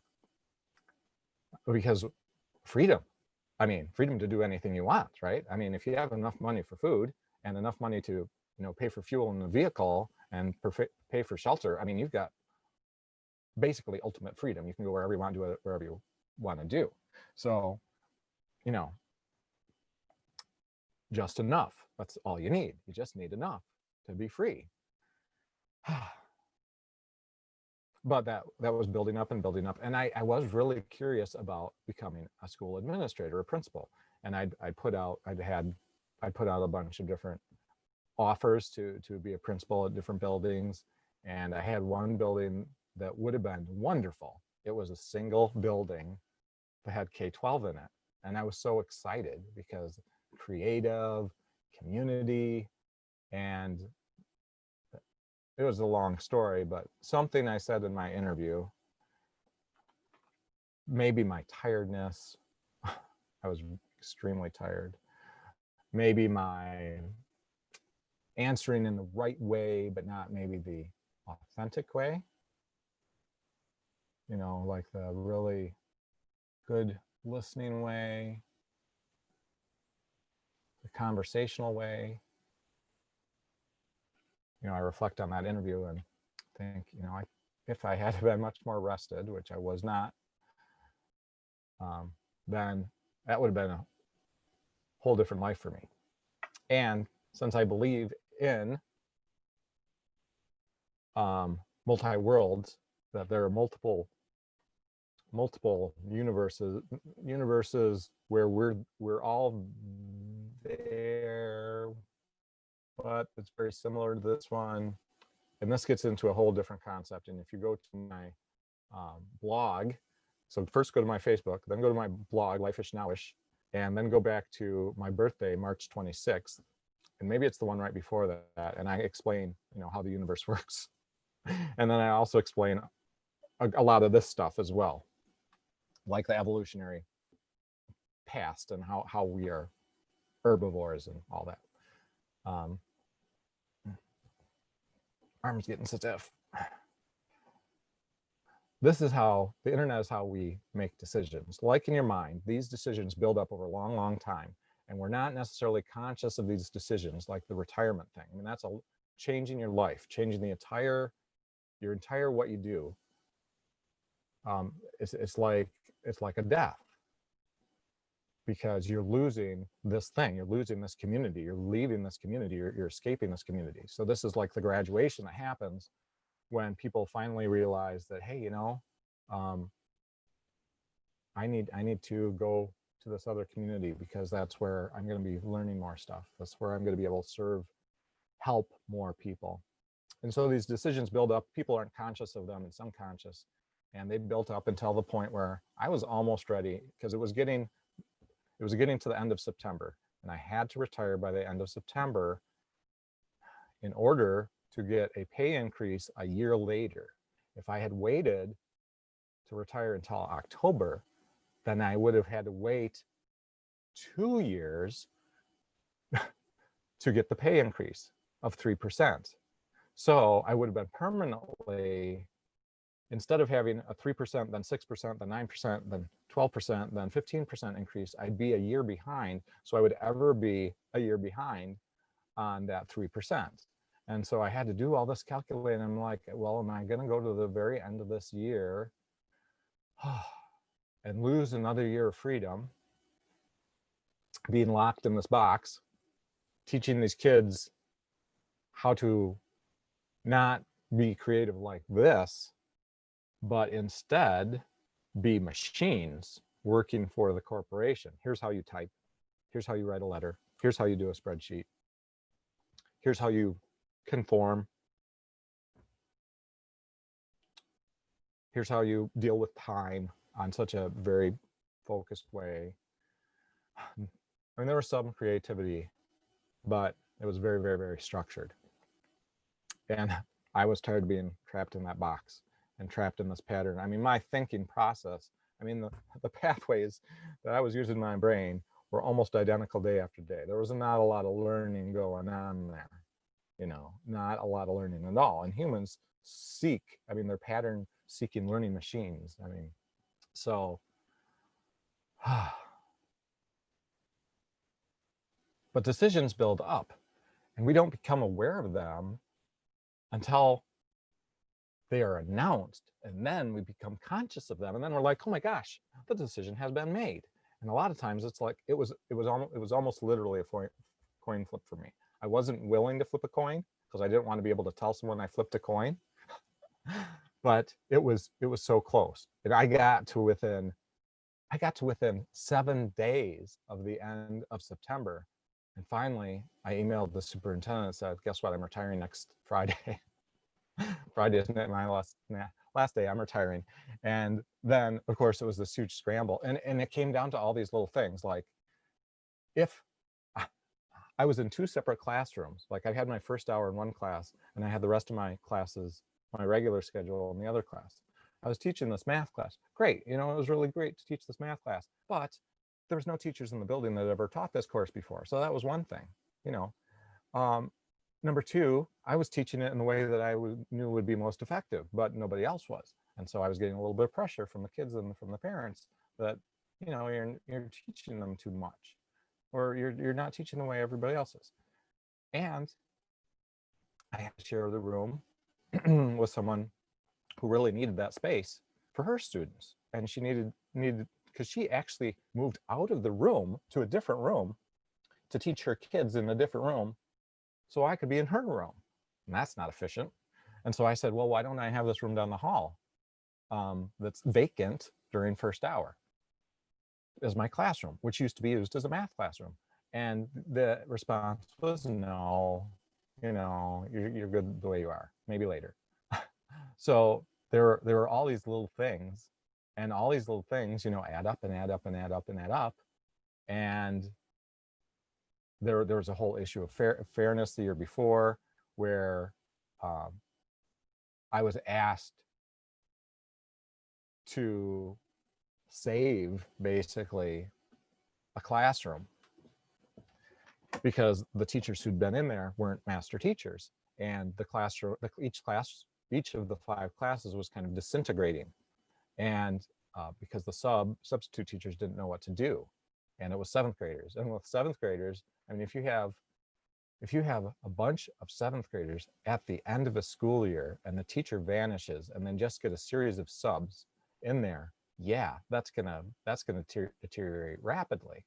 And so, of course, the principal came to me knowing that I have a certification in math and in science, and this was a math and a science assignment, and knowing that I was able to step out of my role in the computer classroom because I had everything so structured that you could actually come into the classroom and do the entire course almost without a teacher there.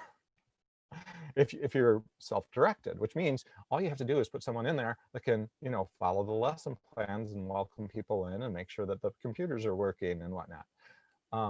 And so I was come to, and I said, you know, we have this problem.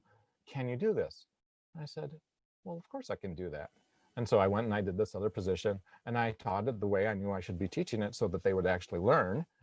And of course, there's a little bit of arrogance and hubris in there, but there always is. I mean, that's not something that ever vanishes. And when that was done, I was putting a lot of hours into it. I mean, a lot of hours, because I was bringing back into organization something that had been organized, had become totally disarrayed. I mean, in all the minds of the kids, most importantly. And I was putting it back into structure. And I was working with the other teachers, not just one, because there wasn't another math and science teacher of those same topics. I was working with the other teachers, about 5 of them, to bring together everything, to organize the classroom, to do all this. And what I asked for was some thanks. And what does thanks? Thanks is freedom. What is freedom? Well, freedom is life. What is life? Life is money. I mean, that's how you thank people in this culture. You thank them by giving them money, because then they can go and buy some food. And food means they have life. It means they have more life. It means they have freedom. And so I went and asked for that. But I didn't ask in a way that was um, I should have thought of this before I agreed. Because if I had, I said, yeah, but I'm going to need to keep track of my hours. I'm going to need to be paid at least $30 an hour, because this is time I'm taking away from my family at home. This is my freedom we're talking about. But anyway, I added it all up, and it would have been, I don't know, $7,000 or $10,000 of additional work to get this classroom back in place after 8 or 10 weeks or whatever, until the original teacher came back and she was able to take over. And then she basically ended her teaching career after that to spend with family. I mean, after that, and a different teacher came in, and then that teacher. So I applied for that role, and I would have been fantastic in that role the next year. Oh my gosh, at the start of the year, teaching math and science. They're my favorite subjects in the universe to teach.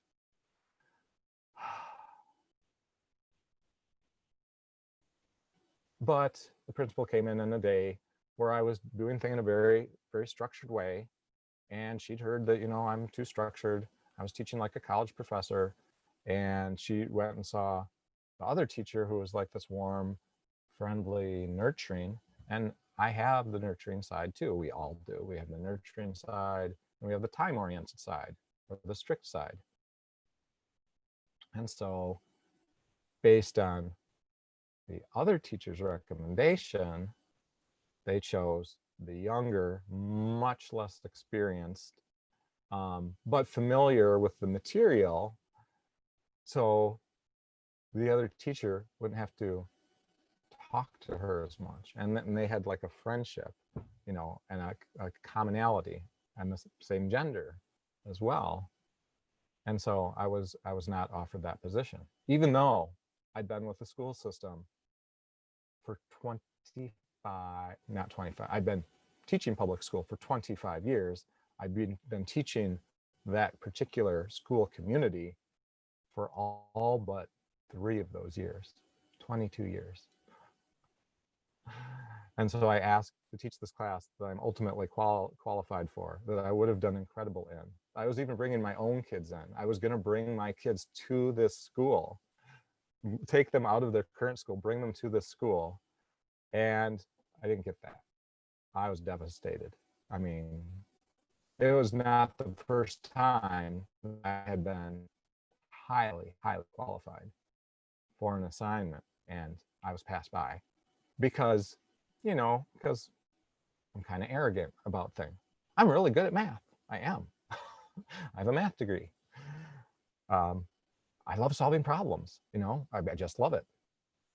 I can be extremely structured. I certainly can. It's very mathematical. I can go through things almost mechanically.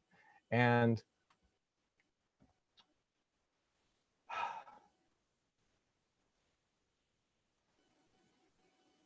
so all these things built up, and I mean, I would have liked to have stayed. The school was being expanded, a whole new wing. The 6th grade was being brought in with the 7th and 8th grade. Oh my gosh, such a better community. 3 grade levels in a building, so much better than 2. I mean, 4 would be better still. 6 would be better still. All would be better still, especially if they're allowed to interact with each other. And the youngers are allowed to teach the olders, and vice versa. I mean, teaching is a two-way street. It's a co-creative process. And I really was able to recognize that when my neighbors' friends, my neighbor's son, they were hoping to find a better place for him so he could learn his reading, writing, and math, his packets, because that's a very structured thing to be able to look at a packet and learn stuff from a packet. And so to shorten the story, he's been coming here right up until yesterday. Well, he'll be here again today, but just for fun. And so I would sit down with him for basically 2 hours some days, just sitting with him, helping him learn how to read and write and do math, and talking to him like a person, like a real person, and explaining stuff that I'd not really thought of, but like what is a consonant sound?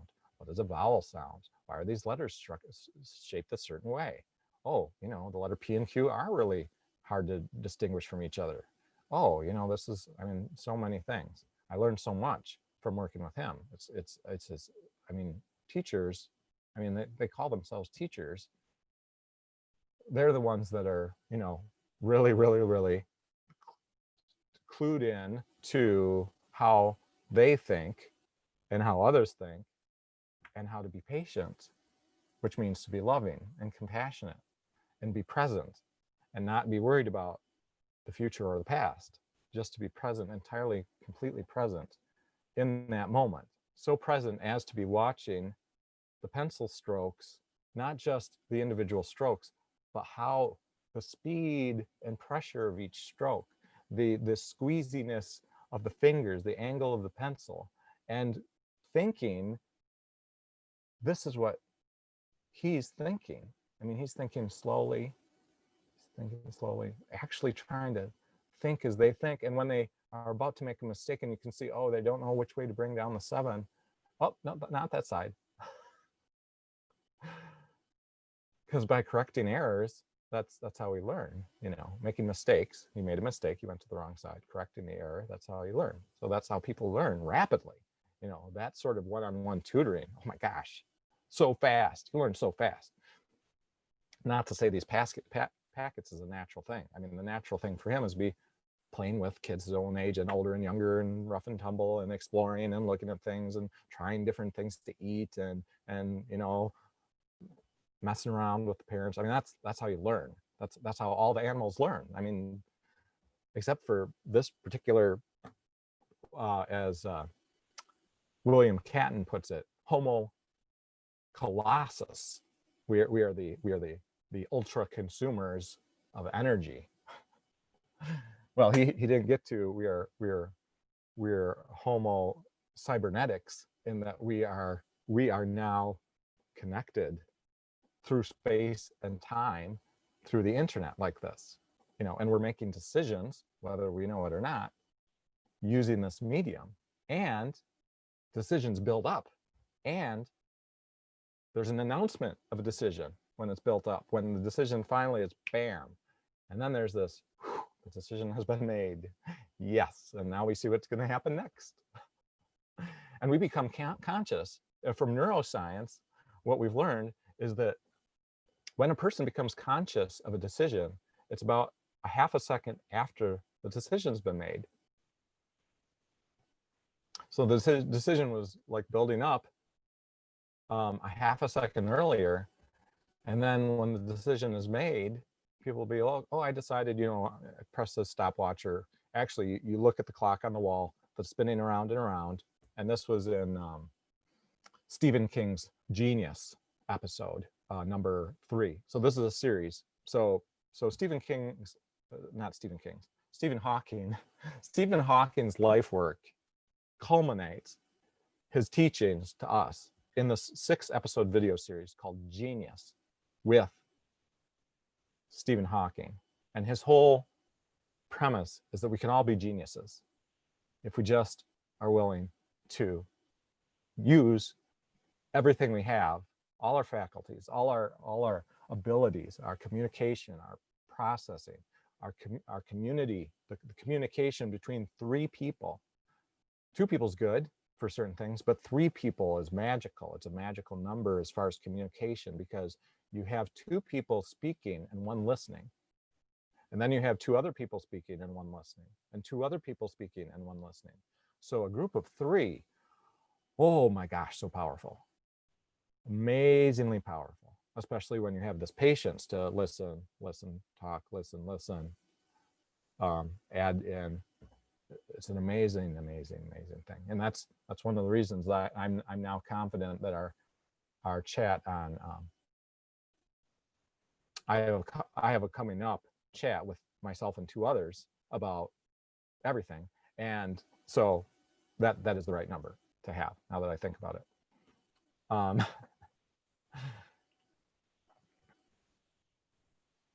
So this whole concept of using the internet and all this communication and computer technology to make decisions and to spread information globally. This is known as the global brain. And I'm even part of the global brain listserv email group, which I only stumbled across because I started thinking about all this stuff. So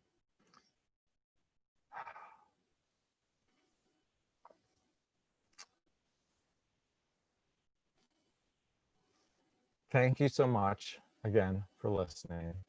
Thank you for being compassionate. Thank you for loving people. Thank you for reaching out to them. Thank you for the things that you've done for others.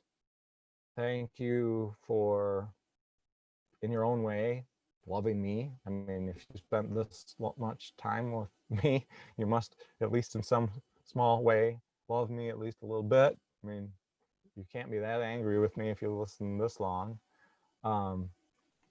Thank you for wanting to learn, wanting to grow, wanting to understand, wanting to help, wanting to reach out, wanting to, and doing the things that I'm sure you've already been doing, whether you and I have ever met or not.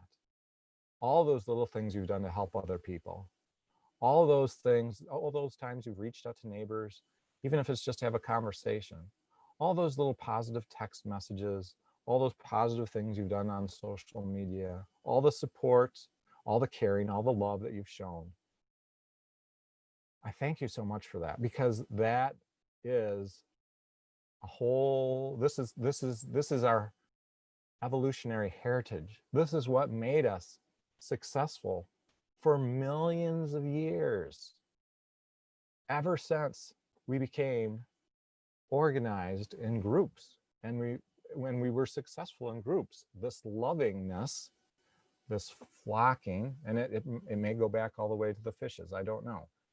Probably I could ask Jonathan Balcombe, and Jonathan Balcombe would be able to tell me, because he studied fishes and he knows about all this stuff. Of course, the fishes that we evolved from are not the same fishes that exist now. I mean, everybody's evolved in this direction.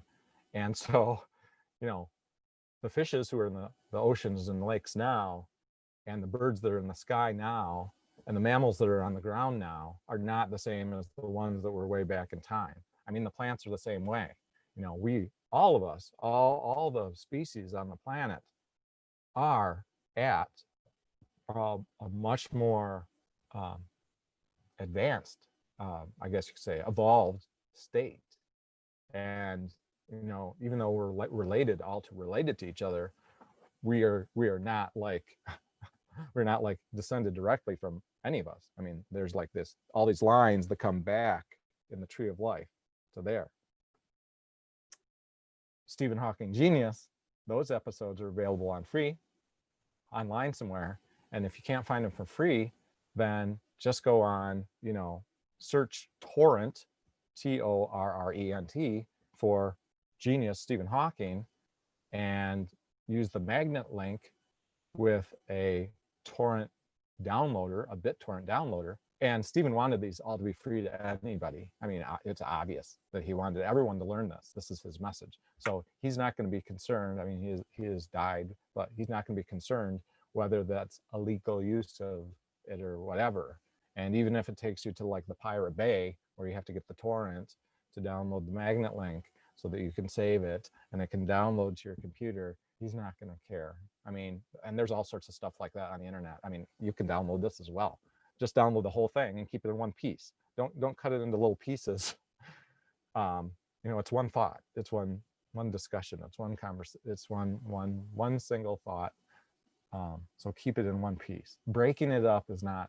It destroys it. It makes it not what it is anymore. Just like the conversations I've recorded with people on this channel, those are single thoughts. You're welcome to download the entire thing as an entity, but you can't break it up into bits.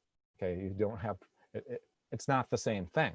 You don't. Number one, it does not convey the same information. It is not a whole. It's like, yeah, you know, a person's whole is long. We can just take the heart out, and that's okay. We can just take the eyes out. That's okay. No, it's the whole thing is one complete thing. You know, like a car. Yeah, we could just take the spark plugs out. That's okay. You know, we could just take the steering wheel out. That still is going to work. No, it's the whole conversation is a whole conversation, and this is a whole conversation as well. And the other series I highly recommend is the Cosmos series that are hosted, narrated by Neil deGrasse Tyson, and written by Anne Druyan. Sorry, apologies. Who was married to Carl Sagan. And they found each other, right, because of their thoughts. So very similar thoughts.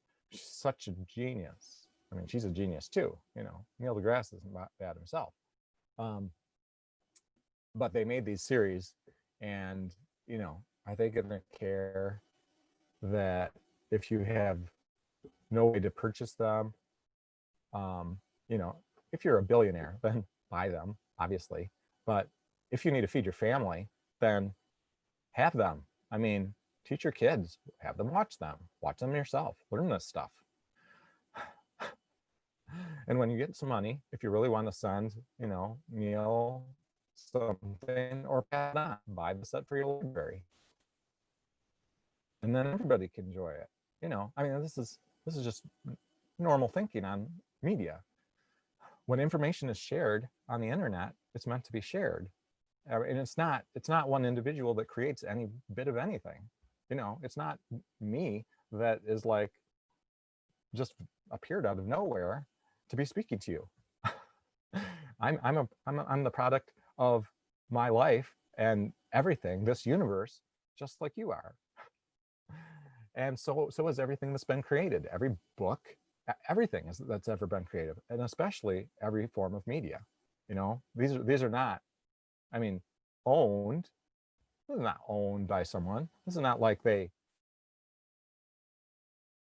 And that's a whole. This is the whole fire mentality, that you own, that you control something. You control this, and you can control it even when it's not in your hand. Right. Yeah, that's a totally divorced from reality.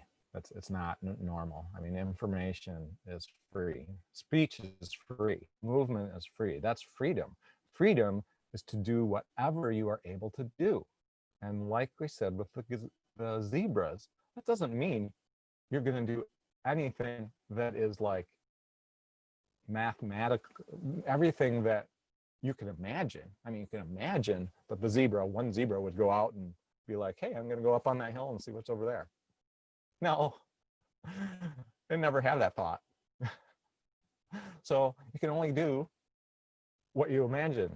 You know, you're only going to do things that you can imagine doing when you're making choices. And you're going to make choices within your freedom is within your community. The freedom of the zebra is to go where he wants to go, you know. So he's going to follow the good grass, and he's going to go next to the people he likes.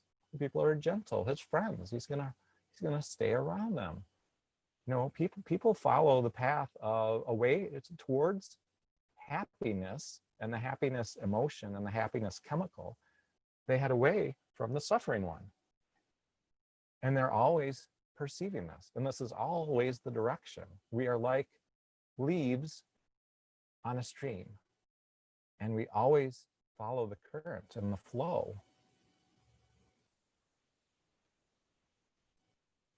that's not to say we don't bump into a stick sticking out of the river every once in a while, and we get just enough choice to lean ourselves on one side or the other. But that can make a big difference, right? Because if you go this way, you're going to be spinning this way, and you're going to be going off to that side. And if you go this way, you're going to be spinning this way and going off to that side. So choice is a very microscopic. I mean, it's so small. It's a very small thing. I mean, we have it for real, but it's microscopic. And we don't recognize how microscopic it is a lot of times. And a lot of it comes down to randomness, you know, like when I retired, there was probably something in the month before, any number of things that just occurred in such a random way, and they added up in a certain way that was like another thing I put down on my list as a reason to retire.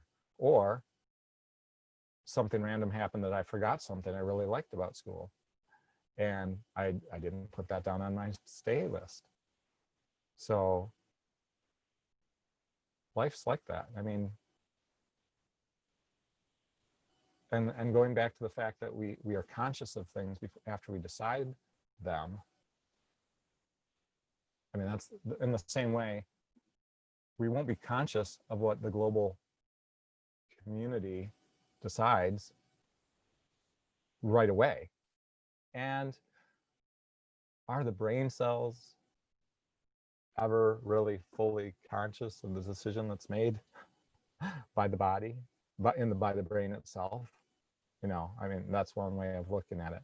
And if you look back at the talk that I had with Mixel, Hyman, and Francis Highlighten about the global brain, and this is about a month ago now, you'll kind of get the idea of that. So, all right, thank you again for the coda. The coda is the piece after. Thank you for all your patience and all your time. Thank you for watching this channel. If you have not yet thumbs up, you know, you might be one of only 5 people that watches this. So please thumb up. You have to log into YouTube first. So please do that. Thumb up, subscribe, sign up for notifications. Sign up, it's like down here. Sign up for notifications and put a comment in right down there. And say, you know, I would love to hear your reflections on this. Oh, you know, you really spoke to me on this certain thing. Oh, I'd never thought about that. Oh, that seems like a novel concept. Probably wasn't. So, oh, I love your comments down there. You know, and write a paragraph or 2 paragraphs or whatever you want. You know, the more the merrier. I read every single one, and I will respond to them too. I have been responding to them all. If not, I'll respond definitely with a thumbs up, thumbs down, or a heart. And if I have a response, you know, I'll respond to it. So if you have a question, then you're more likely to get a response. So, you know, like what do you think? Or if you give me something, like you give me a resource that I haven't mentioned, or like, hey, have you read this, or have you seen this video, or have you heard of this guy or this gal, or, you know, are you aware of this such and such? So I mean, that's a very giving thing. Thank you very much. I don't, you know, I don't need food right now. I don't need money right now. I don't need life right now. I think I've got that pretty much taken care of. So, you know, pass it on to other people, pass on the ideas, even, you know, just the concepts, the meme, the worldview to other people. Where can you find other stuff like this? Well, this is kind of a permaculture worldview. It's a vegan worldview, but also a permaculture worldview. So you could say it's a vegan permaculture worldview. So you can look up veganism, you can look up permaculture, you can look up the intersection between them, which there is. Permaculture just means permanent culture, a culture of lovingness, like the culture that all the other herd animals have. They love each other. So, all right. Thank you so much. Take care. All my best wishes for you. And I love you. Bye-bye.